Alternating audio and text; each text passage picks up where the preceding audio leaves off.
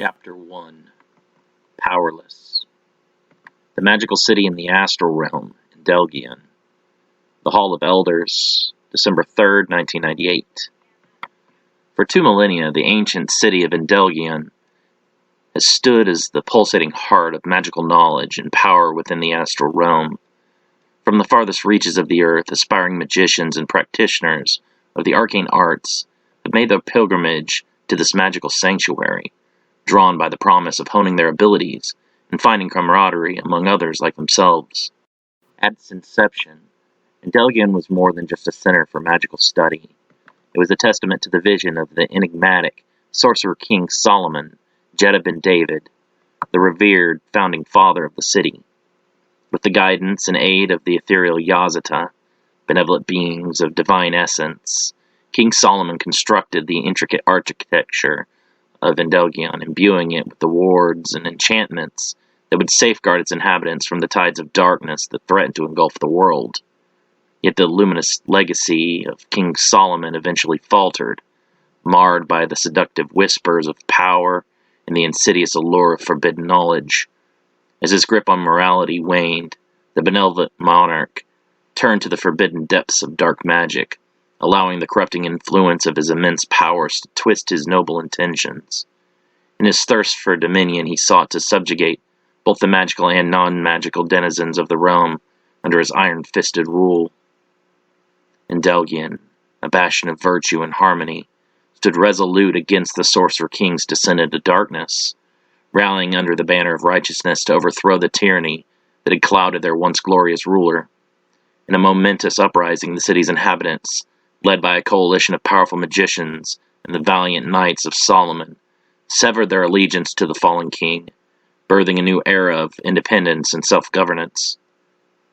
Faced with the perpetual threat of the desolate and malevolent Yetzirah wastes that encircled their sanctuary, the people of Endelgion banded together, fortifying their magical barriers and weaving intricate spells of protection to shield their domain from the ravenous entities that prowled the astral realm.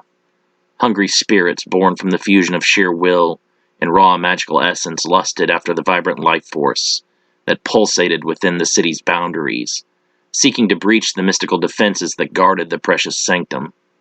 To counter this looming peril, the resolute and unyielding Knights of Solomon, once the personal guard of the Sorcerer King, repurposed their sacred duty, becoming stalwart defenders of Endelgion.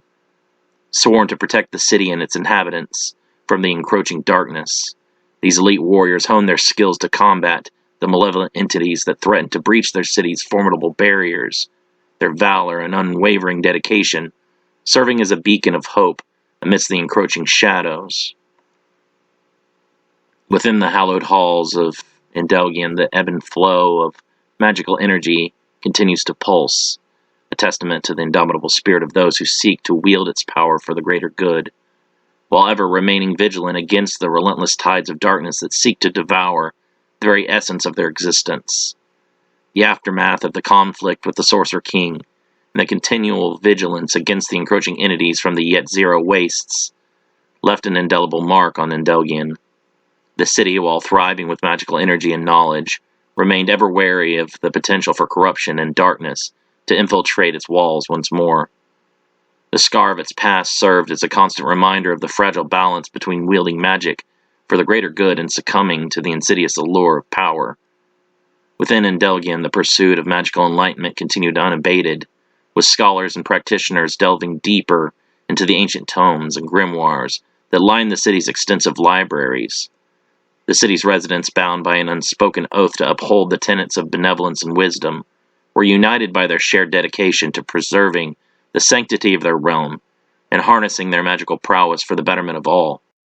The Knights of Solomon, their legacy entrenched in the annals of Endelgion's history, stood as the stalwart guardians of the city's peace and integrity.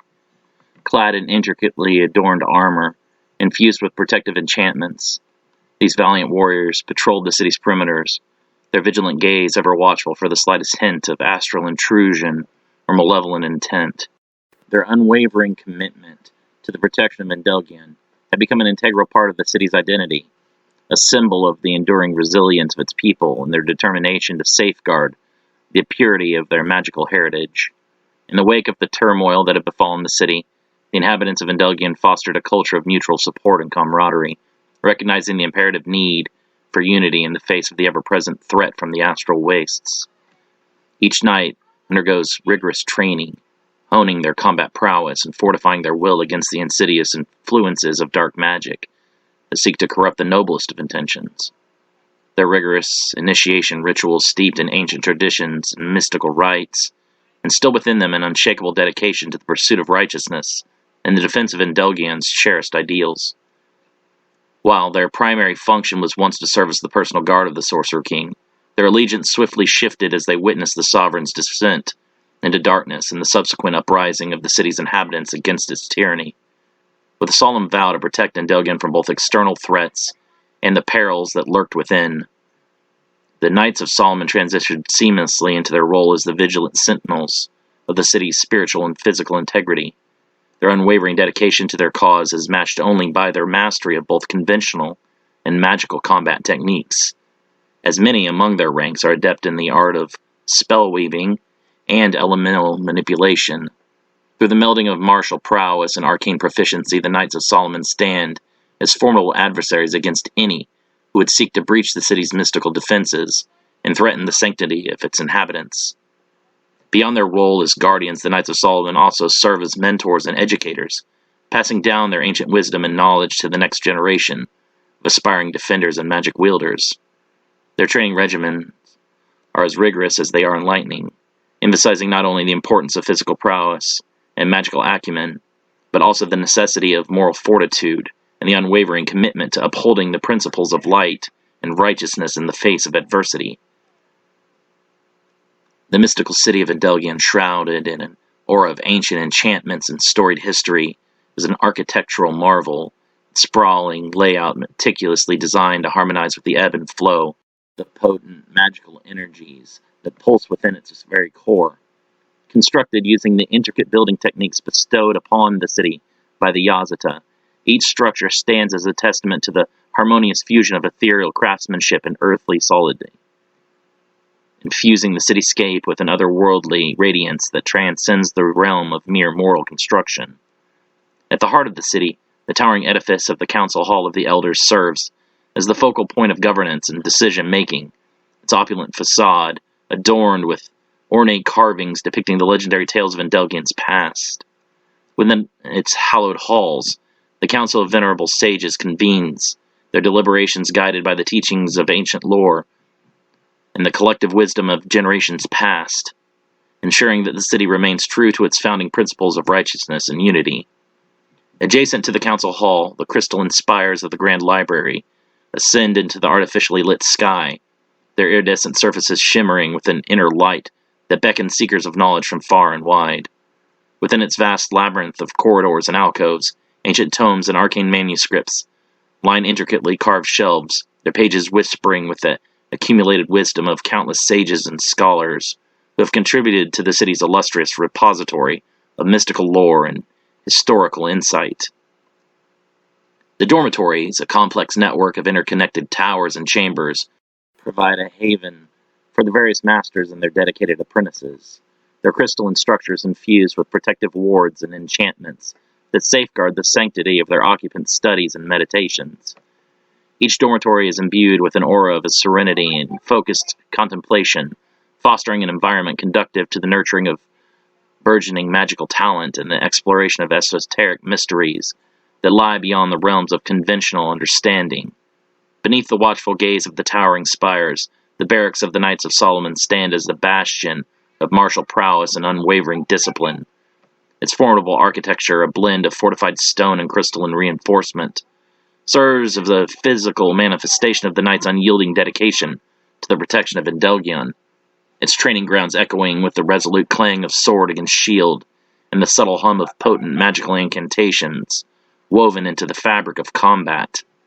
Across the city, the detention towers loom in austere silence, their somber silhouettes serving as a stark reminder of the ever-present need for vigilance against those who would seek to wield magic for nefarious purposes. Within their confining walls, the incorrigible practicers of dark magic are held in solitary contemplation, their powers dampened by the potent anti-magic enchantments that permeate the very foundations of their prisons. At the fringes of the city, the armory stands as a repository of formidable weaponry and mystical artifacts, its expansive halls lined with row upon row of meticulously crafted blades, staves, and enchanted talismans. Here, the city's skilled artisans and blacksmiths labor tirelessly, infusing each weapon with the essence of the city's protective magic, ensuring that the defenders of Endelgion are equipped with the means to repel any threat that dares to breach the city's mystical defenses. Rising proudly amidst the cityscape, the medical tower for the esteemed Medical Mage Corps exudes an air of healing and solace, its pristine architecture imbued with the gentle, restorative energies that speak to the compassion and empathy of its dedicated healers. Within its tranquil chambers, the skilled practitioners of restorative magic tend to the wounded and infirm, their soothing incantations and intricate rituals serving as a beacon of hope and rejuvenation for those who seek respite from the perils that loom beyond the city's protective boundaries. Throughout the city, the iridescent glow of the magically infused crystal that forms the very foundation of its structures casts a surreal illumination, painting the cityscape with a vibrant tapestry of prismatic hues that dance and shimmer with an ethereal radiance. Each building, whether grand or humble, bears the mark of the Yazata's divine craftsmanship, a testament to the harmonious union of mystical energies and earthly artistry that defines the very essence of Endelgion's timeless legacy. Within the city's bustling streets and vibrant marketplaces, a vibrant tapestry of magical practices and traditions flourished, interwoven with the steadfast belief in the inherent goodness that could be harnessed through wielding the mystical energies. Through the echoes of the past lingered as a cautionary tale, and Endelgion persevered as a bastion of light in the world shadowed by the looming specter of darkness. Its streets hummed with the vibrant energy of ambitious scholars and seasoned practitioners, all united in their shared pursuit of enlightenment and the preservation of the city's enduring legacy as the timeless heart of magic in the human world. Having returned from their confrontation with the Doctor and Jake, Danny and Masters Bennett and Forgeron are set before the Elders, Captain Erisai and Master Juvat Diota. The other members of the Blackwing Task Force are recovering in the medical towers, receiving critical care from the experienced Medical Mage Corps. Because so many injuries were sustained, Danny and the Masters are being questioned about the decisions they made during the course of their assignment. The Council Hall of the Elders, a majestic symbol of the profound wisdom and enduring legacy of Endelgion, stands as the central nexus of governance and decision-making within the mystical city. Its towering spires and grandiose architecture, crafted from the same shimmering crystal bestowed upon the city by the enigmatic Yazata, exudes an air of mystical grandeur and timeless sophistication, beckoning all who enter to immerse themselves in the profound depth of knowledge and governance that resides within. As one approaches the council hall, a sense of reverence and awe washes over the soul. Its intricate architecture, adorned with carvings that depict the pivotal moments in Endelgion's storied history. Arcane motifs and magical sigils, etched delicately into the crystalline surface, catch and refract the ambient light, casting prismatic patterns that dance across the smooth walls, infusing the air with a palpable aura of transcendence and enlightenment. Upon crossing the threshold, visitors are enveloped by the ethereal glow that suffuses the vast chamber within, where the esteemed elders of Endelgion gather in solemn deliberation and collaborative discourse. The chamber's towering ceiling, supported by delicate yet resilient crystalline pillars, give the impression of an infinite expanse that extends beyond mortal comprehension, serving as a metaphor for the boundless depths of knowledge and insight that the elders seek to harness and safeguard for the betterment of the city and its denizens. At the heart of the hall, an intricately carved dais rises majestically, adorned with radiant glyphs and arcane symbols that pulse with an inner light, serving as a focal point for the council's deliberations and proclamations. It is here that the venerable elders convene, their dignified countenances and timeless wisdom a testament to the enduring legacy of Endelgion and the boundless potential that lies within the pursuit of magical enlightenment and moral fortitude. The chamber's periphery is lined with rows of meticulously crafted seating, each chair a masterpiece of artisanal craftsmanship and magical enchantment designed to provide comfort and support to those who gather to partake in the city's governance and intellectual discourse. Ethereal tapestries depicting ancient parables and allegories adorn the walls, their vibrant hues and intricate designs serving as a reminder of the city's rich cultural heritage and the profound tapestry of magical wisdom that has been woven throughout the annals of its history. Throughout the council hall, an aura of reverence permeates the air, fostering an environment conducive to contemplation and thoughtful discourse. It is within these hallowed confines that the elders of Endelgian convene to deliberate upon matters of great import, ensuring that the city remains true to its founding principles of benevolence and the judicious application of magical knowledge for the betterment of all. I must begin these proceedings by asking the question that all of us must know, Elder Guerin asks. What happened to Master King and Provost Lutea? How did they lose their lives? Master King was engaged in battle with the biologically enhanced terrorist known as the Doctor.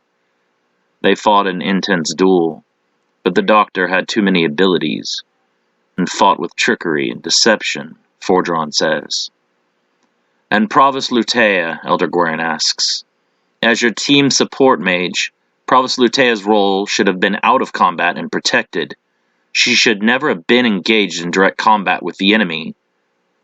I understand that, but due to the nature of our enemies, that was impossible. Every member of the team was needed to fight back against the Doctor and his subordinates. Master Forgeron, what was the official purpose of your mission? Elder Guerin asks. Our mission was to mitigate the damage caused by the possessed boy Jake Stewart, and eliminate the threat he posed, Fordron replies. Eliminate the threat. Am I hearing that statement correctly? Guerin asks. Fordron nods. Yes, you are correct. If that was the purpose of your mission, why was Jake Stewart's life spared? I deemed the threat he posed was minimal compared to the chance of stopping him without further violence. You chose not to terminate the threat, and that in turn led to the deaths of 2 mages and countless severe injuries to the rest of your team, Elder Favre interrupts. Your assessment is not entirely accurate. Very few of the injuries my team sustained and 0 of the fatalities were caused by Jake Stewart. The Doctor was the one who inflicted the majority of the damage to my team. The Doctor had enhanced himself with numerous abilities and traits that were non-human in origin, making him a level 5 threat, Fordron explains. A level 5 threat? Captain Erisai repeats, skeptical. You're saying that he was as dangerous as a rogue master-level magician? Fordron nods.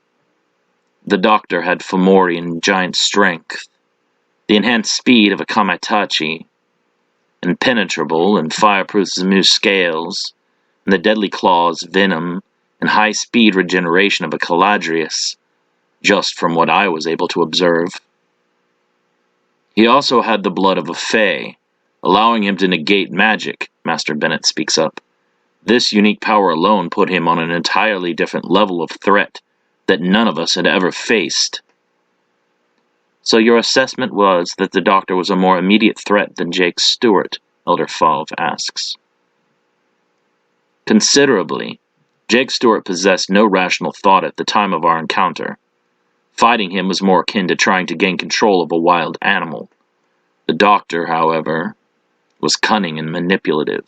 He learned as he fought my team, developing counter-strategies mid-battle. Had he been allowed to further manipulate Jake Stewart, I would have been forced to reassess the threat that he posed. The Doctor was actively manipulating Jake Stewart to make him more dangerous, Captain Erisai asks. Fordron nods. The Doctor's knowledge of anatomy and physiology enabled him to manipulate chemicals and alter Jake Stewart's nervous and endocrine systems, forcing him into a mindless rage. And yet you were able to stop the boy in his enraged state without killing him? Elder Favre asks. After the Doctor was eliminated, it was deemed that myself, Master Bennett, and Apprentice Livingston could subdue Jake Stewart without lethality. Provost Jim evacuated our wounded, while Master Bennett utilized his dream magic to lower the boy's defenses and allow himself and Apprentice Livingston to enter his mindscape. Within Jake's mind, Apprentice Livingston constructed a binding spell that I successfully walked her through to seal the boy's power and nullify the danger he posed. Elder Guerin addresses Danny directly. Is all Master Forgeron stated true? Danny nods. Master Forgeron taught me the binding spell while I was dreamwalking with Jake. And how exactly were you able to perform a high-level binding spell without any prior experience? I utilized my lone advancement magic to borrow 1 month's worth of magical energy at the cost of becoming powerless for 2 months. I had just enough magic power remaining after killing the doctor to perform the binding spell. It was you who defeated the doctor? Captain Erisai whispers in shock. Not Master Forgeron. Provost Jim assisted me in combat, Danny replies. You, an apprentice, were able to end a level 5 threat that not even 3 masters were able to overcome?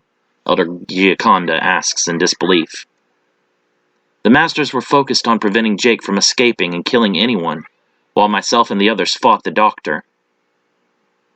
Forgeron shifts uncomfortably, expecting the next line of questioning to come his way. Hearing Danny's words, he realizes his mistake. Master Forgeron, you stated that you deemed the doctor to be the greater threat, yet you and Master Bennett both chose to engage a lesser threat? Elder Stom questions. At the time, Master King was already in control of the battle against the doctor. It was not my place to interfere in Master King's battle and risk whatever strategies he had in place. Once the battle commenced, I was unable to follow the progress of their battle, until I sensed that only Provost Jim and Apprentice Livingston were left fighting. You did not realize that Master King had lost control of the situation and had already been killed? Elder Falve asks. Forgeron nods. Yes, when I sensed Master King go down, I then understood how dire our situation had become. And yet you still did not step in, Elder Guerin asks. Apprentice Livingston had already cast lone advancement, gaining more power than I had remaining myself. I decided that she was more than capable of defeating the doctor at that point. Someone must take responsibility for this failure, Elder Gioconda interrupts. We have 3 mages in healing stasis and 2 dead. I understand that the mission's success came at a heavy cost. Yet, we were able to stop both the threats posed by the doctor and Jake Stewart. Because of the efforts of my brave team, no civilian lives were lost. Master Forgeron, I move to recommend that you be placed on administrative review. You will be barred from leaving the city or performing in any roles pertaining to instruction until said review is finished, Elder Gioconda says. I second the motion, Elder Guerin says. Agreed, Elder Stom says. I object, Elder Falve says. I believe Master Forgeron's account matches up with the statements given by Master Bennett, Provost Jim, and Apprentice Livingston. I also object to further review, Elder Pola says. Well, I vote for the review, Elder Lore says. As do I, Elder Olgstrom says. Captain Erisai, what say you? Because of my personal opinions of and history with Master Forgeron, I must abstain myself from this vote, Captain Erisai says. Apologies. Forgeron breathes a sigh of relief. Despite all of his flaws, no one can question Captain Erisai's integrity. Even without Captain Erisai's vote, the decision is 5-2 in favor of further review. Master Forgeron, please submit to a tracking spell marker, Elder Guerin says. Forgeron nods in defeat. I understand, and am in full compliance. A Knight of Solomon approaches, scrawling a symbol on the back of the Master's right hand. That is all for now, Elder Guerin says. You are all dismissed. That certainly could have gone better, Forgeron says as they exit the hall. Master, I've been meaning to ask you, why did you hold back? Danny whispers. Behind them, both Master Deota and Captain Airside try to listen in. I know you could have knocked Jake out and completely obliterated the Doctor. I saw you fight against Grimhour and you displayed so much more ferocity. I noticed you held back in our first mission in Rockland as well. I do not know what you are talking about, Fordron says, evasively. I fought with everything I had to stop Jake Stewart.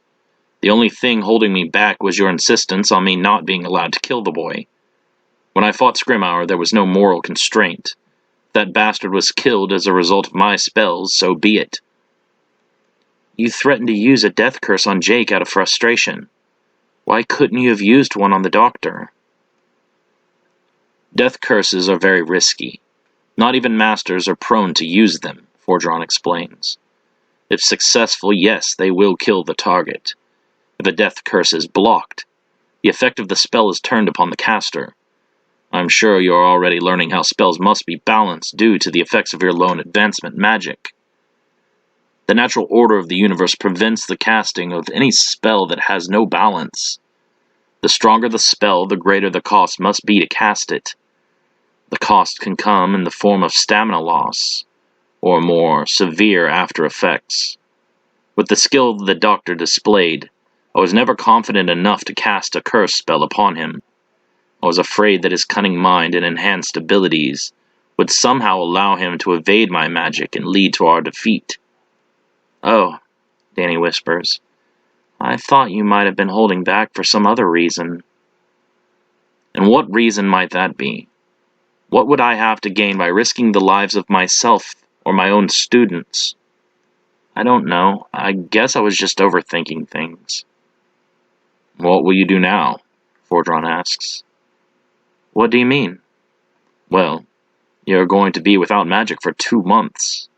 What will you do to occupy your time? I suppose I'll still have to complete my assigned reading, with or without magic power, Danny says, sighing with annoyance.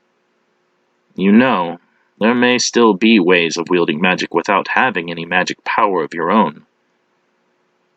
How so? You should do some research within the Grand Archives. I believe you will find the answers there if you look hard enough.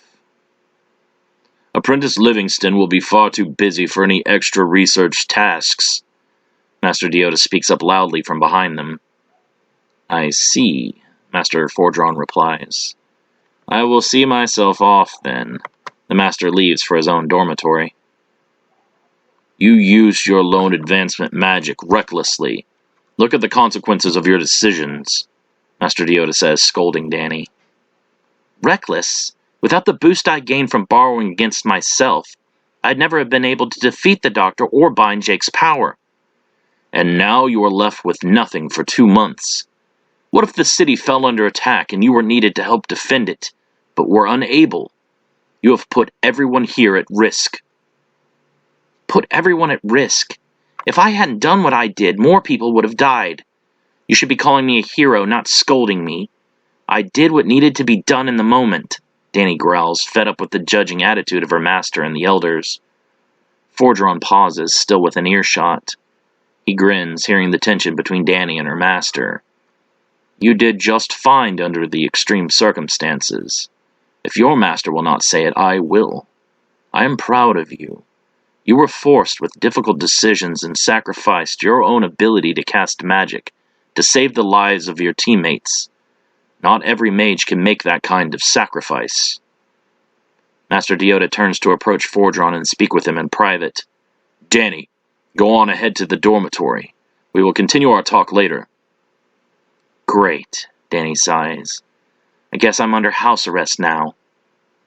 I do not appreciate the rebellious thoughts you are instilling into my student, Deota growls. Me? She was already a disciple of the dark mage Elian Schaefer before either of us had ever met her. That girl has been a rebel from the very start. Instead of trying to overcorrect her and push the girl away, it would be better for Danny to be casually steered in more discreet ways. I disapprove of your methods, Tors. I always have. The Blackwings are a bunch of unruly ruffians, that are just a few mistakes away from becoming rogues themselves. Fordron grabs Deoda forcefully by his robe and pulls him in close. Disrespect my students again and I will kill you. Do you understand? Captain Airside steps in to separate the two masters. Enough! Act like you both have some discipline. You are not petty school children. You're dangerous, Deoda growls. Stay away from Danny. You can't lock her away like some pretty songbird. That girl will find her own path. Fordron begins to laugh dismissively. You're too weak to guide a mage with as much potential as Danny. Do you understand the future that girl has before her? Borrowing just 1 month's worth of magical power, she was able to surpass the limits of a master magician. She will turn away from you when she cannot or will not be taught what she needs. When that happens, she will come to me.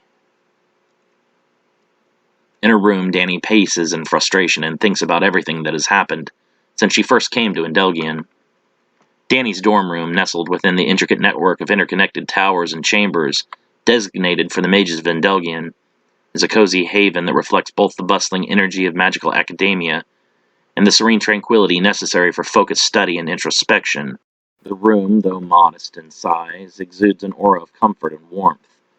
Its walls adorned with beautifully painted tapestries that depict the interplay of elemental forces and the delicate balance between light and shadow.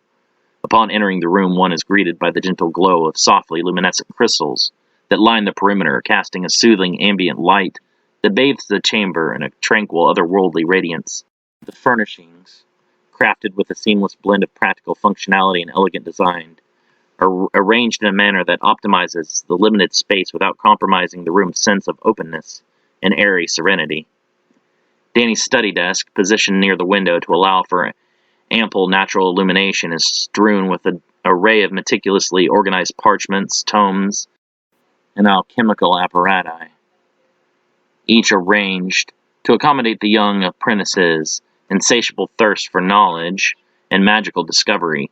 Inkwells and quills, crafted from the feathers of rare birds, rest alongside intricate diagrams and spell-weaving techniques that serve as the foundation of Danny's ongoing studies under the tutelage of Master Juvet Deoda. Adjacent to the study desk, a comfortable reading nook, replete with plump cushions and a soft, intricately woven rug, serves as a sanctuary for moments of contemplation and repose. A well-worn grimoire, its pages dog-eared and marked with annotations, lies open upon the small table beside the reading nook, a reminder of Danny's dedication and passion for the arcane arts and the mysteries that lie beyond the veil of conventional understanding. Against the far wall, a small, yet organized, alchemical workstation hums softly with the gentle thrum of latent magical energy. Vials of iridescent liquids and powders, carefully labeled and arranged in precise order, glimmer with an inner radiance that hints at the transformative potential of Danny's ongoing experiments and practical applications of the mystical arts. The room's ambience is further enhanced by the gentle scent of sandalwood and frankincense, a lingering fragrance that intertwines with the subtle traces of magical energy that permeates the air. Delicate enchantment-infused curtains sway gently in the soft breeze that wafts through the open window, their ethereal patterns dancing in silent homage to the mystical currents that flow through the very fabric of Endelgian's hallowed halls. "Damn it!" she groans. "Is it really worth all this trouble? I stopped the doctor. I saved Jake not only from killing more people, but also from being killed himself by the Knights of Solomon, or another team sent in to finish what we could not. And what do I get for any of it? Certainly not a thank you. Master Fordron seems to be the only person who understands why I did what I did." She recalls some of the more pleasant times with Sensei Schaefer before his obsession with Yamura. Why did it have to end up this way? Why did you have to abandon me when I needed you the most? You could still be alive, and I wouldn't be wrapped up in the city's bullshit politics, and Jake wouldn't be sharing his body with a monster. Alora Kever, Danny's friend and fellow apprentice of Master Deoda, knocks on the door. "Danny, are you there?" Alora Kever, Danny's roommate, is a striking figure within the hallowed halls of Endelgian. Her presence, a delicate balance of grace, and an unwavering dedication to the art of illusion and transformation. Allure is a vision of ethereal beauty and understated elegance. Her lustrous, sun-kissed blonde hair cascades in a silken flow around her slender shoulders, catching the ambient light within their shared dorm room, and casting a soft golden halo that accentuates the delicate contours of her porcelain complexion. Each strand seems to radiate with an inner luminosity, weaving a tapestry of subtle highlights and lowlights that add depth and dimension to her captivating visage. Her piercing sapphire blue eyes, framed by a set of delicately arched, platinum blonde eyebrows, exude an air of enigmatic allure and profound intelligence. Within the depths of her gaze, a myriad of emotions dance and intertwine, reflecting the complexities of her inner world and the depths of understanding that she possesses in the realm of illusion and transformation. A subtle, mischievous glint often flickers within her gaze, hinting at the playful nature and the untapped well of creativity that lies at the heart of her magical endeavors. Allure's slender, graceful frame is draped in a flowing array of intricately woven garments, each tailored to accentuate the subtle curvature of her form and complement the delicate nuances of her magical prowess. Enchanted fabrics, bearing intricate patterns and motifs draped softly against her figure, their subtle textures imbued with an otherworldly resilience that hints at the transformative potential that lies within her grasp. Adorned with an array of delicate jewelry and enchantment-infused accessories, Allure's graceful movements are accompanied by the soft chiming of ethereal trinkets, and the gentle sway of iridescent charms that accentuate the fluidity of her gestures, and the effortless grace with which she navigates the mystical realms of Endelgian. A delicate, intricately wrought pendant, bearing an enchanting gem that seems to shimmer with an inner light, rests gently against the curve of her collarbone, her piercing gaze harboring a depth of understanding and focus that speaks to her intimate connection with the mystical arts of alteration and disguise. Fashioned from a rare iridescent gemstone that glimmers with an inner radiance, the pendant exudes an ethereal allure that mirrors Allure's own enigmatic presence and her unwavering dedication to the art of altering one's appearance and perception. The gem, nestled within an intricate lattice of enchanted silver and delicate filigree, emits a soft opalescent glow that seems to shift and dance in response to the ambient magical energies that permeate the very fabric of Endelgian's mystical realm. Within its depths, a mesmerizing kaleidoscope of prismatic hues swirl and coalesces, hinting at the transformative potential that lies at the heart of Allure's magical endeavors, and the delicate interplay between physical appearance and the deeper complexities of the human psyche. For Allure, the pendant is more than a mere adornment. It is a conduit through which she channels her innate understanding of the profound connection between illusion and self-perception. As she weaves her enchantments and delves into the intricacies of transformative magic, the pendant serves as a focal point for her intentions, amplifying the potency of her spells and guiding her towards a deeper understanding of the interplay between outer beauty and inner authenticity. Beyond its intrinsic mystical properties, the pendant holds a deeply personal significance for Allure, serving as a tangible reminder of the delicate balance she strives to maintain between the art of illusion and the profound truths that lie at the core of her being. It symbolizes her unwavering commitment to unveiling the inherent beauty that resides within each individual, transcending the confines of mere physical appearance and delving into the transformative power of self-acceptance and inner radiance. In the quiet moments of introspection and focused study, Allure's fingers often find their way to the delicate contours of the pendant, tracing the intricate patterns and gentle curves with a reverence that speaks to the profound depth of her connection with the mystical energies that flow through the very fabric of Endelgian.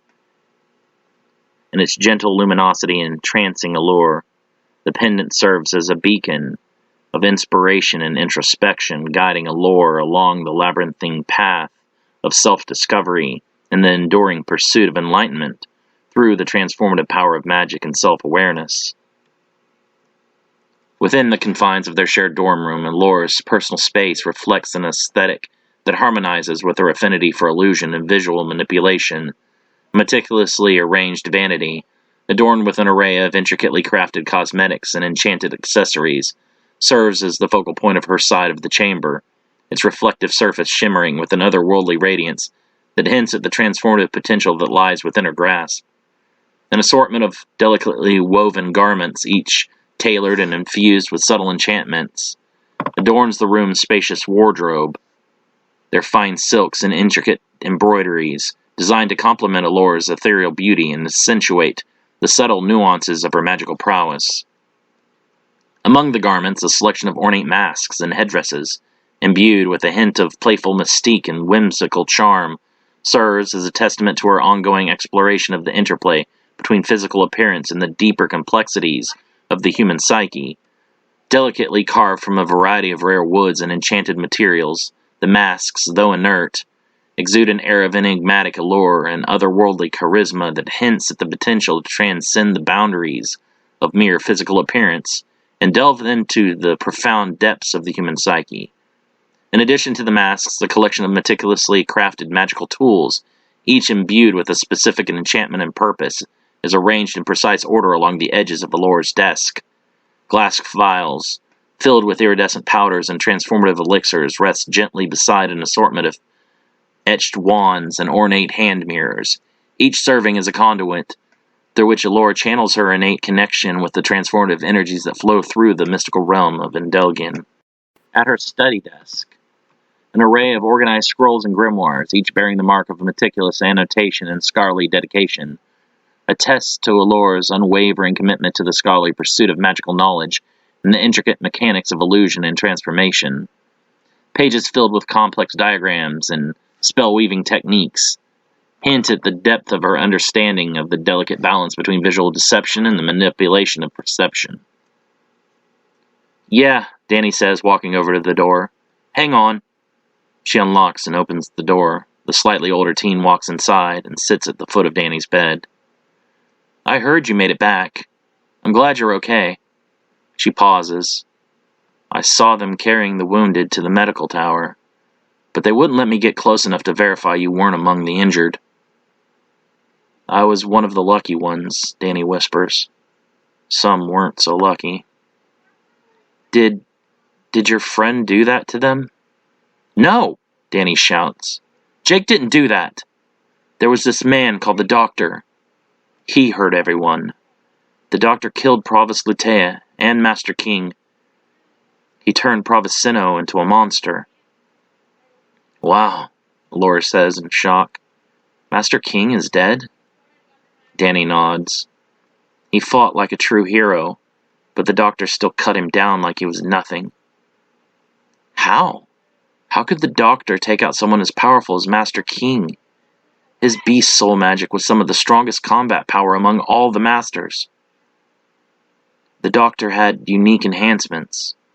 He was able to use the abilities of different creatures by weaving their DNA into his own." "But he's dead now, right? We won't ever have to worry about him again?" Danny nods. "That bastard is probably already in hell suffering now." "How did you manage to come out of a battle like that without any serious injuries?" "I had to use my lone advancement magic, longer than I've ever tried before. Now, Master Deota is angry with me. He says I was being reckless, but at the time no one else was capable of defeating the Doctor. What else was I supposed to do?" "Master Deota is not a combat mage," Allura explains. "He's never going to fully understand the decisions one might have to make in the heat of battle. He can't expect you to follow some standard procedure. But even I know missions rarely turn out that way, and I'm not a combat mage either." "So what do I do now?" Allura shrugs. "Nothing you can do but wait. Master Deota will get over it. The success or failure of a mission is ultimately going to fall on the magician leading the operation." "Master Forgeron. If anyone receives discipline, it'll be him." "That doesn't seem right either. Master Forgeron stuck up for me when no one else would. He doesn't deserve any punishment." "Only the elders can make that decision. We just have to wait and see how they rule. We have to have faith in the system and that it works." "And if the system fails us?" "If the system fails, there'll be anarchy. Tensions are already bad enough around here between the mages born with natural abilities and the rest of the city. Can't say that I wouldn't find the removal of the elders to be a positive change, Danny mutters. Maybe so, but what will we replace them with? Power will still corrupt no matter what. Anyone we put in charge will lead to the same problems we have now. Isn't it best to not take for granted how good we have it? Endelgian may not be perfect, but things could certainly be a whole heck of a lot worse. You aren't the one constantly being treated like a criminal, Danny growls. Every decision I make is questioned by the elders with absolute scrutiny and suspicion. It's like they want me to be an enemy so bad that they're actually positioning me to fail by stacking the deck against me. The Lord tries to comfort her. I know it seems overwhelming, but you aren't alone. Not everyone is against you. I'm sure the elders are going to eventually see all the good you do. They'll see that your heart is in the right place. They may not agree with your methods, but they can't deny the results you consistently deliver. The elders are stubborn, but they'll come around, I promise. You're a lot more optimistic than I am, Danny sighs. I have to be, Laura smiles. Someone has to play foil to your constant grumpiness and negativity. I just hope you're right about everything, Danny says.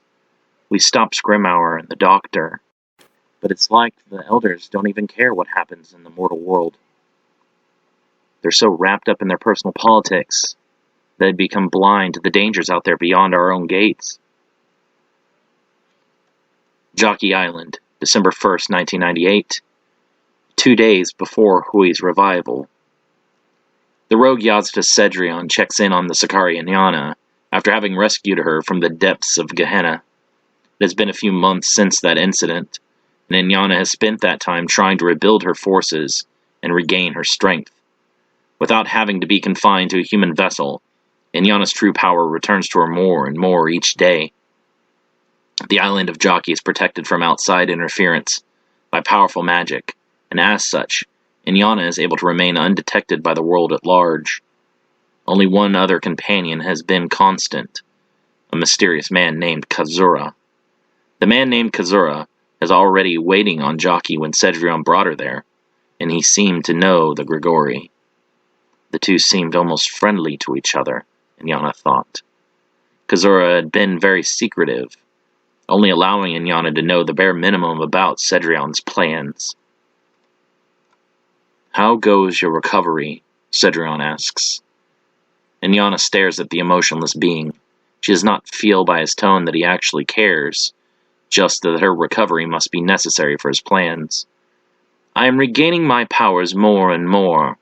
It should not be long before I am reaccustomed to this body, and have full access to my magic. Cedrion nods in approval. As I am sure you noticed while inside the human vessels, the atmosphere in the human world is much less conductive to magic than other places. You will find that this place is much more similar to Averno. It is the perfect place to adjust. It is true, Inyana can feel the power of magic around her much more accessible than anywhere else she has been in the human world. She opens her hands, easily summoning the elements into them. Why is this place so much different? Jockey Island was once the location of worship by primordial nature spirits. The Yazata rid the island of their plague, yet their supernatural powers linger. Magic is much more potent on Jockey. Has Hui's revival been completed? Kazura asks. Grand General Hui is trying to revive, Inyana wonders. Is he attempting to fill the void left in my absence? It will not be much longer, Cedrion says. His vessel has been prepared. All that remains is the sacrifice.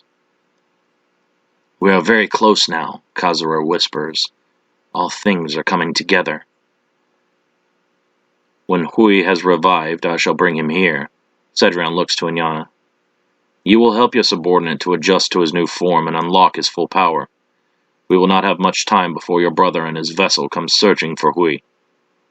Inyana eyes the Yazata with suspicion. What are you scheming? As I told you before, all that has occurred has been according to my carefully laid plans. Your defeat at Katal Katuk, and revival in this era were all necessary for my victory that is to come." "What victory are you speaking of?" Inyana asks. "Is there truly anyone that you'd need to challenge? You're already the strongest being I have ever encountered." "There are those out there that dwarf even me in strength. But it is not they with who I must remove. My plans are for a singular purpose, to strike down the Sarum princes and bring down their organizational structure. All those who have sought my head for millennia. When the Sarum are no more, all worlds will usher in a new day. Anshar, Kishar, even Sheol will transform into something spectacular." This is the most forthcoming Inyana has ever heard Cedrion, and it frightens her tremendously. "How do we fit in your plans?" she asks. "All will be revealed when it is necessary," Cedrion says, returning to his cryptic nature. "Khazura, continue to monitor the shrine for any activity. We cannot allow any unexpected visitations from my former brethren. Not when we are so close to victory." Inyana wants to ask more questions, but the Grigori Yazda vanishes without another word, using his Shunkon Ito ability. "Do you know what he means by transforming the worlds?" Inyana asks. Khazura is his usual evasive self. "Cedrion said that he would reveal more when it is necessary for you to know." Inyana grins. "So, you do know more than you're letting on. If this world is to be transformed into something more to Cedrion's liking, I would guess to say that it would involve the eradication of all humanity." "They are a disgusting blight," Khazura says with a slight nod. "But does he feel that way about the Sakari? He has shown that he is not above manipulating us for his own gain. Would Cedrion's new world be rid of the Sakari as well?" "I hold our people in higher regard," Khazura says quickly, "while I work closely with the Grigori. I would not assist in any plan that meant the extinction of the Sakari." "You say you're Sakari, but I sense nothing but human energy," Inyana says, eyeing Khazura with suspicion. "I cannot figure out how you seem to know so much about me and the Sakari. You told me that you were a survivor of the scouting unit, led by Captain Rivius. I surmise that the only person you could possibly be is Inazria." "And?" Khazura asks. "We have a lot left to accomplish before everyone begins arriving." He does not deny Inyana's theory, but instead of addressing it, he seems not to care at all. It is almost as if it was never a secret to begin with. Inyana wonders if Khazura had just assumed Inyana was clever enough to connect the dots, and therefore did not need to explain himself. "My question is, how can you be in Nazria if you are a human?" Khazura sighs loudly. "As you may recall, my natural ability is akin to the ones exhibited by your family. While you and your brother can use the life energy of your enemies to heal wounds, or give yourself temporary boosts of strength, speed, and agility, my form of seal allows me permanent usage of the skills and abilities of my foes. After your defeat by the humans, I retreated with a handful of our people to a secluded mountain village. We took this village as our own, killing its previous inhabitants. I continued to hunt for special powers, using my seal ability, yet the human population was greatly diminished, and I drew too much attention. Ironically, I myself was hunted by human mages and warriors. The humans managed to fracture my spirit, unable to defeat me outright, as I had grown too strong." "You," Inyana laughs, "too strong for the same primates that defeated me?" Khazura nods. "Through my seal Deben, I grew many times stronger than you in your prime. I was the greatest of our race, unequaled. Even broken apart into 9 pieces, my stolen abilities remain in effect." Khazura grins, musing over his cleverness. "I once encountered a monk who was able to extend his life 3-fold by reincarnating his soul into new forms. After I slew that monk and took his power as my own, I was able to set into motion the reincarnation of my soul fragments into new hosts. Trapped on Earth, my soul could only be reborn within humans.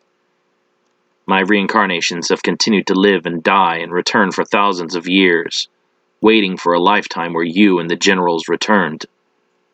Why? Inyana asks. Why did you wait for us to return if you had grown to surpass us? The Yazata, Cedrion and Gadriel have been my allies for over 100 lifetimes. It is their plans that require the three of you. I am just playing the role they asked of me. And what role is that?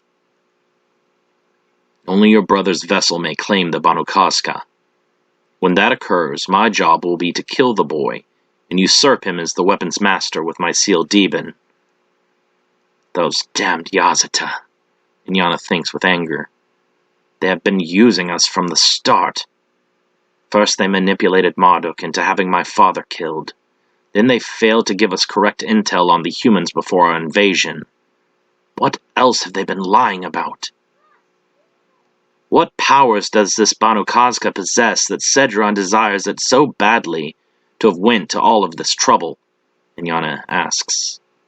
With the Banu Casca, I will have the power to strike a blow to God himself. Kazura laughs. You? Not Cedrion? Kazura smiles. The Banu Casca can only be wielded by a mortal. The Yazata cursed the weapon so that none of their brethren would ever be able to touch the dangerous blade again. It will be me who takes hold of the Banu Casca, points it to the sky, and transforms reality. This Banu Casca seems far too dangerous for anyone to wield, Inyana thinks in fear. I desire to see the death of my brother, but Cedrion's plan is beyond even my ambitions. I have a terrible feeling about this. I feel as though this world is on the verge of being swallowed by something so terrible that not even I can fathom its darkness. Inyana's gaze remains fixed on the endless expanse of the ocean, the rhythmic ebb and flow of the waves echoing the turmoil within her. The moment of her resurrection by the Yazatan Grigori flashes vividly in her mind, the sensation of being pulled back from the icy grip of death, now mingling with a profound sense of unease.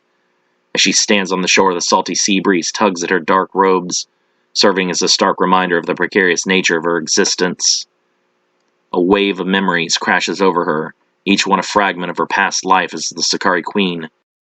Ambition had coursed through her veins like a relentless storm, urging her to seize power at any cost. The visions of her former court, once adorned with opulent splendor and sycophantic nobles, now seemed like distant phantoms, their voices fading echoes in the recesses of her mind. What she had sacrificed for insatiable hunger for dominance suddenly felt palpable, almost suffocating in its weight.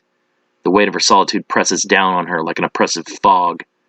Her heart aches with the burden of the eons she spent confined in the abyss of time. Her consciousness left, to wander in the desolate corridors of her own mind. In those solitary moments she had relived her triumphs and her betrayals, her victories and her defeats, each memory etching deeper into her soul, leaving behind an indelible mark of regret.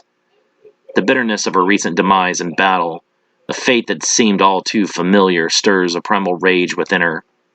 It was as though the universe conspired to taunt her with the irony of her endless cycle of death and rebirth, each revival merely a prelude to another inevitable downfall. The thought of such cruel repetition stokes the flames of her resentment, igniting a fierce determination to break free from the shackles of fate that had bound her for millennia. Yet amidst the tempest of her emotions, a tender ache tugs at her heart. The faces of those she had once cherished, friends and foes alike, now blur into a bittersweet montage of fleeting moments. The laughter of her childhood companion, Hui, echoes faintly in her ears, reminding her of a time when innocence still lingered in her world. The memory of her brother, the only remaining tether to her former life, serves as both a lifeline and a haunting reminder of the bond she had long forsaken. Inyana's fingers clench into tight fists, her knuckles turning white as she grapples with the conflicting currents of sorrow and fury raging within her. The ocean, once a serene backdrop to her ruminations, now mirrors the tempest that rages in her soul. In the depths of her contemplation, a single question lingers, haunting her like a persistent whisper on the wind. Was the pursuit of power truly worth the price she'd paid? Can this Hui be trusted to hold up his part? Kazura asks. A lot is riding upon his success. If he has anything, Hui is loyal, Inyana quickly answers. He will do exactly as I order. I barely remember those days, Kazura whispers. Maybe it is the passage of time, or the fact that this body is wholly human and was not alive at that time. Either way, I cannot recall how strong Hui was. Do you have the confidence in him that his power will be enough to succeed against Yamura where you failed? I always thought that you were the most powerful of our kind, not him. I did not lose to Yamura because I was weaker than him, Inyana growls. Extenuating circumstances were my undoing. Hui will not have those same problems, so long as he has chosen his vessel more carefully than I did mine. With no resistance from his vessel, Hui will be more than strong enough to defeat Yamura. I hope so, Kazura says. If conditions are not aligned perfectly, we will be unable to claim the Banakazka and the power necessary to combat even the Yazata. Inyana nods. He will not fail. He has always served me well. Narain, central Averno, over 10,000 years ago. Inyana stands in the courtyard of her family's palace, practicing her magic. Her father, King Shamashtu, approaches, followed by several of his royal guard. The king briskly walks past his daughter, completely ignoring her. What is so urgent that you would not stop to even pay me notice? Inyana asks, irritated. Shamashtu stops, taken aback by his daughter's voice. I'm sorry, child. I have important matters to attend to. Inyana waves him off disrespectfully. Go on. I know your role as king is more important than me. Shamashtu sighs loudly. It is not that. The entire kingdom are my children. And right now, my children are killing each other. I have civil wars that I must end along the western border. Why do you not make a show of force? Go to the warring cities and crush them. The rest of the kingdom will quickly learn their place. I cannot become a tyrant, daughter. The kingdom must respect my position and know that my actions are always in their best interest. I will mediate their problems and end their conflict without further bloodshed. They do not need to respect you. They need only to fear you. If they fear you, they will fall in line. You must build strong bonds with others because those are the relationships that you will need to call upon in times of crisis. I would be a far better ruler than you, Inyana growls, tossing her staff to the ground. You are too kind. Your weakness will see you killed. Inyana leaves the courtyard training area and is met by two of her attendants. Lady Inyana, you must not overdo yourself physically. How would you find a suitable mate if you were disfigured in battle? Inyana growls angrily. My purpose in life is not to be married off and bred like some livestock animal. I shall be the ruler of this country one day, not my brother.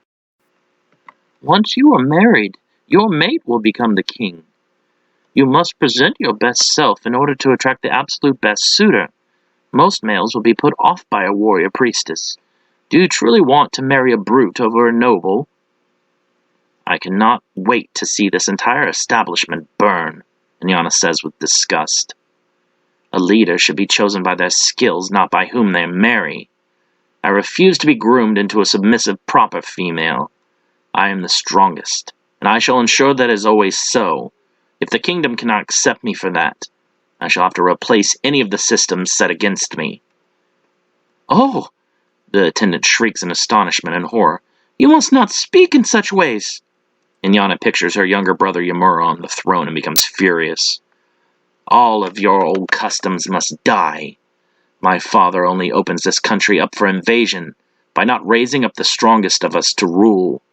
If I am not made queen, this land will fall to ruin. When you are married, your mate shall ensure this country's prosperity and survival. Inyana pivots, quickly raking her claws across the throat of the attendant. The elder female, Sakari, staggers, holding her neck as blood gushes forth. The princess glances at the other attendant, who trembles with terror. "And what is your opinion on this matter?"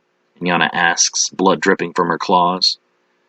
"I have no opinion other than the ones that you tell me to have, Your Highness." Inyana nods with satisfaction. "Good answer. I value loyalty. Loyalty to me, not my father. Now, go fetch the materials to clean this mess up." Still trembling, the attendant nods. As she runs off, the flash of steel cuts her down. Inyana spins, startled. "Hui," Inyana growls, annoyed. "What do you want?" "I am merely looking out for your best interests, my queen," Hui says with a slight bow. "I had things under control," Inyana growls. "I did not require your assistance." "Apologies. I meant no offense, my queen. I simply did not want you to become entangled in another heated conversation with your father. Did you really think that you could trust that attendant? She would have went straight to your father." "I told you I had things under control. You underestimate me, Hui." She glares at him with a look that causes the Sagari warrior's heart to skip a beat in fear. "I would never do such an offensive act as to underestimate you, my queen. Again, I apologize for interfering where I'm not needed." "I know you mean well," Inyana sighs. "You just do not think before you act." The talented warrior half bows before Inyana. "My life exists only in service to you, my queen. We have grown up together, your highness, and I do not wish to be forgotten or counted among your enemies when the time comes for you to remake this country in your image." "So, you support my vision for the future?" Hui nods. "I support your strength and your conviction. You need nothing else to gain my loyalty, my queen." "I shall set you high in my court, Hui. You have always served me well." "Always, my queen," Hui grins. "If you so order it, no one is exempt from my blade." "Get rid of their bodies. I do not need questions arising," Inyana orders. "Will their disappearance not raise questions as well?" "Discovering the bodies would be harder to explain to the public than explaining the disappearance of two lowly attendants to my father. I will merely tell him how I overheard them plotting to join up with the dissidents from the Eastern Territory." "As you wish," Hui says with a nod, grabbing one of the bodies by a leg and beginning to drag it away. "You can always count on me, your highness." Inyana takes this to heart. Over the years to come, Hui proves that this statement is not just empty words. His loyalty is unwavering. San Francisco, California, December 4th, 1998. Seated atop a technological empire, Scott Cabana oversees the internet security firm Cerberus. 6 men and 2 women sit in the boardroom, awaiting President Cabana's arrival. "Welcome, my brothers and sisters," Cabana says, entering the boardroom. "It has been quite some time since we last gathered." He scans the room with a knowledgeable grin. "I believe it was in Kabul, if I'm not mistaken." "Creating a fundamentalist state has always proven fruitful. It is worth our interest to continue funding the religious extremists," says Samuel Van Zandt. "Fundamentalists are always so entertaining. Just look at what we were able to accomplish with the Honorable Prophet Marshal Applegate." A woman named Paige Kazarian laughs. The others in attendance find this reference highly amusing and join in with their own laughter. All but one of them, that is. "Let's just get this over with," a heavy-set man in a shiny gray suit with thin blonde hair, pulled tightly back into 2 braids, says. His name is Kyrian Baker. The others ignore Baker, used to his impatience. "Humans can be easily manipulated through their faith. I suppose that is why the Creator regarded the Aesir such a threat," Cabana says. "Is that why you brought us together today?" Baker asks. "If you wanted an update on our various projects, we have secretaries for that." "We all have important shit to get back to," a dark-skinned woman in a navy blue pantsuit says. Her name is Anika Suvi. "You aren't any more important than us." "I value our periodic face-to-face meetings. I truly believe it keeps us motivated to see how the others are progressing," Cabana says. "You may have authority here, but in Gehenna you do not outrank me," Baker growls. "Do not forget that I am a priest of the Grand Cross, and you are a mere soldier of the Fly." "But I do have authority in this world," Cabana says. "I was put in charge of our manipulation of the human world, and you will defer to me in all matters until otherwise decreed." "He does have a good point, though," Anika says. "I had to cancel a dinner with Tony Blair just to make it to this meeting." "Mammon called us together for a reason, so we should hear him out," says Felix Castor. "Thank you," Cabana says. "I know this meeting is a little sooner than you're used to, but several issues have arisen that I would like to bring to your attention." "And these issues couldn't have waited until our quarterly report? I've lost 20% of my operations this week. I honestly do not have the time for this bureaucracy," Baker says. Cabana's eyes flash red with anger. "Forcas, your troubles are part of this meeting." The devils drop the facade, now that Cabana has addressed one of their number by name. A powerful devil, nay. Cabana's true name is Mammon, treasurer of hell and knight of the Fly First Order. Amassing wealth and power in the human world, the devils organize to maintain their control and positions throughout mortal society. Mammon is one of the 30 most influential and powerful devils currently in the mortal plane. "I'm listening," Forcas says, backing down to the highest-ranking devil in their group. "Your troubles," Mammon looks around the room, "all of our troubles are connected. As you know, several of the Grigori were working to aid our efforts in setting up programs to breed vessel-ready humans. Fully operational, we would be able to bring over 10,000 of our forces into hosts within the year. Unfortunately, our alliance with the Grigori Benahil has come to a tragic end." "So what? Now that project is a failure?" Samuel, also known as the devil Eligos, says. "Stalled, not failed. There are other Grigori still working to a common end goal. Only Benahil's efforts were derailed," Mammon explains. "Did that feathered bastard lose his nerve?" Anika, also known as the devil Laraj, asks. "No," Mammon whispers. "He lost his head."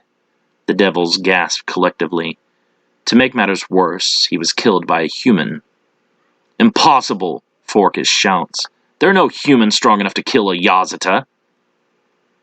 "A human could never kill a Grigori," Eligos objects. "They still possess their halos and the Holy Force." "Whether by one human or 100, the result is the same," Mammon says. "Humans are now capable of killing even the Grigori." "If one of the Yazata can be killed, surely we're at an even greater risk," Page, known as the devil Negbet, shouts, concerned. "Our powers are significantly weaker than the Yazata." "Was it one of the human mages?" Laraj asks. "They can be pretty formidable with enough preparation." "It was a member of an organization called Silver Fox," Mammon says. "A soldier with no magical abilities." "I have heard of Silver Fox before," Ramasu Euligos, known as the devil Gualicho, says. "They are very secretive. They specialize in fighting non-human threats." "I have also heard of them," Laraj says. "But I was also under the impression that we had wiped them out." "Benahil missed one," Mammon replies with annoyance.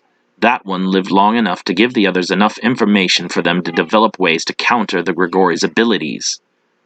"So, the fool got himself killed," Forcas says. "What has that got to do with us?" "Word of Benahil's death has reached the Seraphim. Fravashis are now receiving additional protection. Vessels that we have not already secured will be much more difficult to come by," Mammon explains. "Do you think that it's the Seraphim taking out my operation?" Forcas asks. "The devil is in charge of sowing discord among groups of humans in order to start conflicts and wars. Dozens of my provocateurs have disappeared over the past week. It is quite possible. The Yazatan presence in the world has more than doubled since Benahil's death," Mammon says. "What of the human who slew Benahil?" the devil Jalila asks. Jalila works with celebrities and advertising in order to promote idol worship.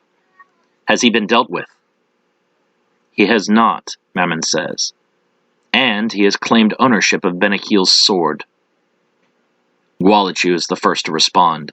As an arms dealer, he is especially angered to have such a powerful weapon in human hands. That cannot be allowed. We must kill that human and reclaim Benahil's sword. With a Yazatan blade, the humans have the power to kill almost any being in existence, including us. I will be sending my chief of security, Alistair, to deal with him, Mammon says with confidence. In the First War, Alistair commanded 36 legions. No human will be able to stand up to his might. Except Alistair doesn't have his sword anymore, Gwalichu says. None of us do. Those damned turkeys stripped us of our weapons after we lost the war. Only the deserters like Benahil managed to hide away with their own weapons. That does not matter. I have full confidence that Alistair will handle the problem. Our bigger concern is the increased Yazatan presence. The Seraphim will begin digging into our operations and start outing us. Many of our allies are in delicate positions. If the Seraphim become involved, our plans could be set back by hundreds of years. I can handle that, Gwalichu says with a grin. My subordinates and I have killed many Yazata over the centuries. Gwalichu, I have another task in mind for you, Mammon says. I need you to locate the fugitive Sakari soul in Yana. No one escapes Gehenna without consequences. Gwalichu nods. I will locate her with utmost haste. Perhaps we should attempt to sway another Grigori to our cause to replace Benahil, Jalila suggests. If the humans have gained the ability to slay Yazata, we should not assume we are safe. Having the added muscle of a Grigori out in front of our operations would provide us some cushion from danger. Are you frightened of the little monkeys? Forcas taunts. You have no sense of self-preservation if you do not maintain a little caution. Even a weak human can get lucky and catch us with an exorcism, Mammon says. I will see what I can do about finding another ally. The rest of you should return to your projects and carry out business as usual. If anything new arises, I shall call for another meeting.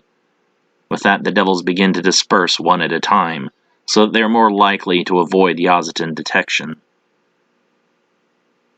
Brighton, Florida, December 4th, 1998. I can't get it out of my head. I keep reliving those horrible moments over and over again. Hui came back into this world through the blood sacrifice of his vessel's sister. Right before my eyes, Claire's throat was cut open, and I couldn't even lift a finger to stop him. Anymore, that seems to be the story of my life.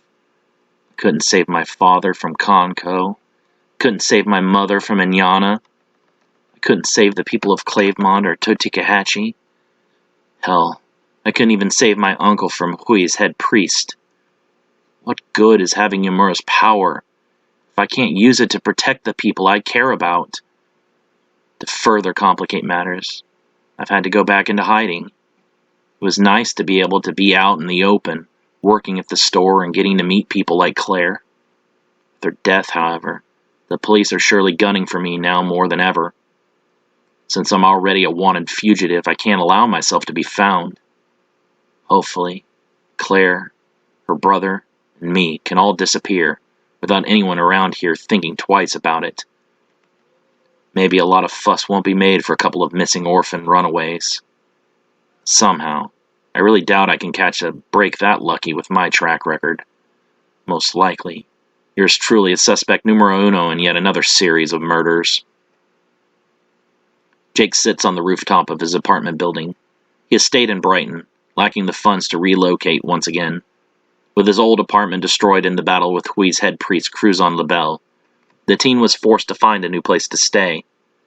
While it's odd for a teen to maintain an apartment by himself as long as the cash continues to flow, the landlord asks no questions. But how long will the funds continue? Jake wonders. Without a job, he's relied on the liberation of wallets from the street trash he encounters to continue his current lifestyle. The kindness of his previous employer towards teen runaways seems to have been a rare niceness. Two figures clad in dark hooded sweatshirts meet up in an alley below, catching Jake's attention. He has been waiting nearly an hour for this opportunity. Typically, the crime in the city is frequent, and he wonders what has caused Brighton's criminals to go off schedule. Jake thinks back to the widespread crime in Rockland and wonders if this infectious behavior is all over. Could crime be going out of control everywhere? Maybe it has something to do with the devils and their plans. Jake recalls the stories told to him about the devils by his grandparents, Gerald and Lydia Williams. In their youth, Lydia was possessed by a devil named Kerr, while Gerald worked at a place called the House of the Shunned, with a priest named Harlan. Father Harlan actively fought the devils in their plans by performing exorcisms. "Were you followed?" an unkempt man called Skid asks. He's jittery and his movements nervous and unpredictable. He must be sampling his own product, Jake thinks.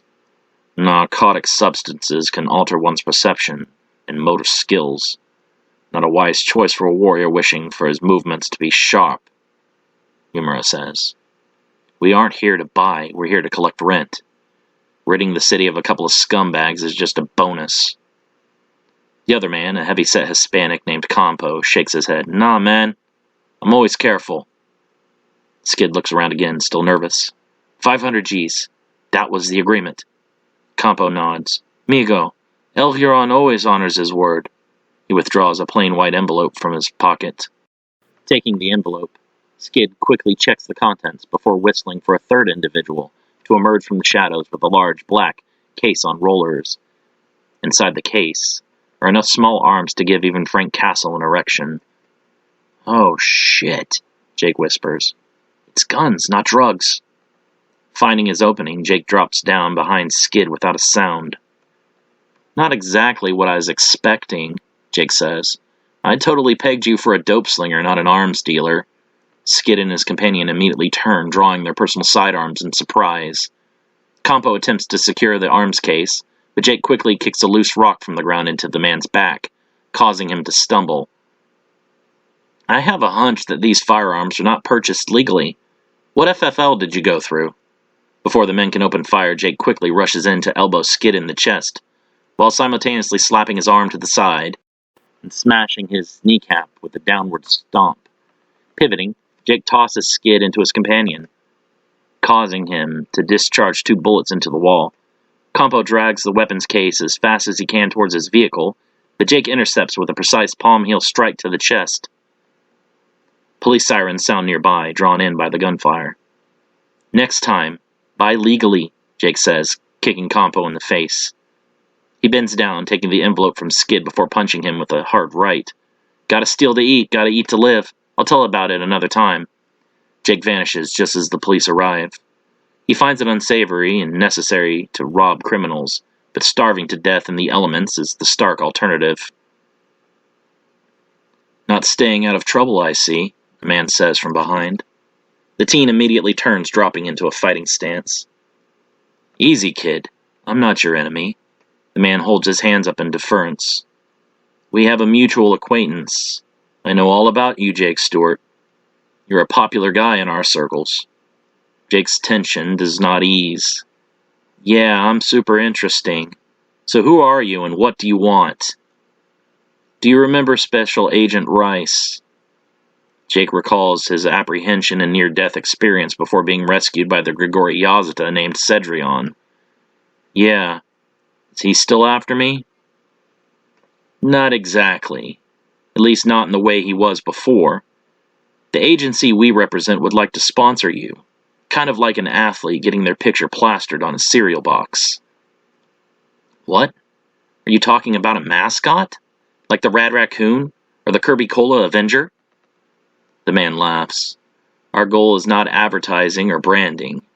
Our job is to keep up with the going-ons in the paranormal world and keep it from negatively affecting our civilized society. Director Rice would actually like to thank you. You provided the catalyst to get our agency created and funded. I don't understand. The man extends a hand in a friendly gesture. I'm Agent Darren Colstock, Paranormal Investigation Agency. You're a Fed? Jake steps back, alarmed. He's prepared to run. Colstock sees Jake tense. Easy. I'm not here to arrest you or anything. It's true that you were our main focus at the time of our founding, But the longer the operation goes on, the more of the hidden world we see. There are a lot worse monsters than you out there, kid. So all's forgiven? I can go back to my life? I'm sorry, Colstock whispers. While we know all about Yamura and the Sakari, that information is not public knowledge. The locals will not be able to accept you back into their graces. I get to your point then, Jake growls, allowing Yamura enough influence to partially manifest. If you aren't here to arrest or pardon, I need to know what you mean by sponsor me. We're aware that you just recently took down the doctor. He was a heavy hitter on our radar. We had our own team working to take down the hospital, but you beat us to the prize. You could be using your power to spread death and destruction, yet you use it to kill an evil bioterrorist. Enough of the this is your life bullshit. I was there. You may have gotten a bad rap with the press and the authorities, but we see the value you hold as a powerful defender of this country. Uncle Sam thanks you for your service. Unless Uncle Sam can clear me of all charges, you can take his thanks, shine it up real nice, turn that sumbitch sideways and shove it up its candy ass. Make your pitch or I'm bailing. Colstock removes several photographs from a manila folder. Jake tries not to snicker at the cliché. These are satellite images of a remote island and part of what is known as the Devil's Triangle in the Pacific Ocean, southwest of Japan, Colstock says. Jake looks at the photos. It's just a bunch of storm clouds. There's a supernatural veil around this island preventing us from further investigating. The Devil's Triangle is a stretch of ocean plagued by weather anomalies. Navigational instruments fail to function properly in this area of the ocean, making Jockey Island a very difficult place to reach. It is an island historically rife with supernatural activity due to its ability to stay isolated. He opens up another folder and hands Jake more photos. These photos were taken several thousand miles away in Osaka, Japan. We haven't been able to ID the male, but I'm sure you recognize the female. Jake's hand trembles. Inyana? That's impossible. How recent are these photos? 3 days. We've heard only rumors of her survival, but nothing substantial. Jake recalls both the doctor and Hui's claims of Inyana being alive. No, I watched her die. She can't still be alive. Colstock takes back the photos, returning them to the envelopes. Sorry, kid, but she is very much alive. She's been spotted in the Philippines and San Francisco in addition to Osaka. Every time, she's speaking with dock workers and sailors. She's amassing a fleet. Whenever we attempt to tail her, we lose sight of her ships in the vicinity of the Jockey Island weather anomaly. What? You think I know how to get there? Dude, I'm just now learning about the island. We're still trying to work out the details on how to get to the island. We need you to do the heavy lifting once we figure it out. None of our operatives stand a chance against someone like Inyana.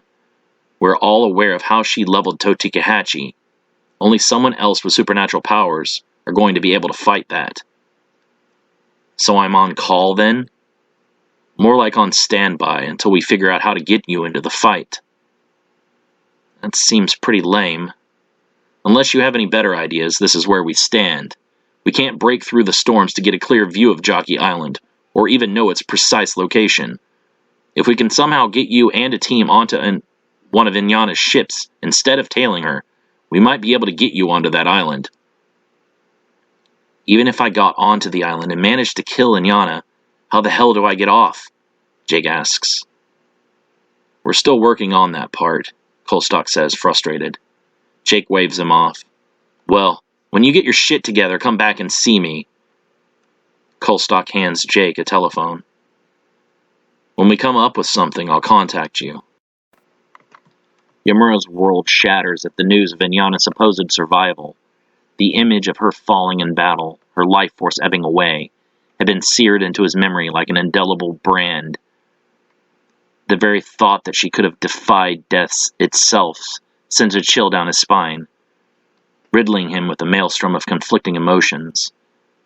Doubt gnaws at his mind, chipping away at the certainty of her demise. He replays the moment of their confrontation, each strike and parry etched vividly in his consciousness. Could she have slipped through the grasp of mortality when the certainty of her death had felt so resolute?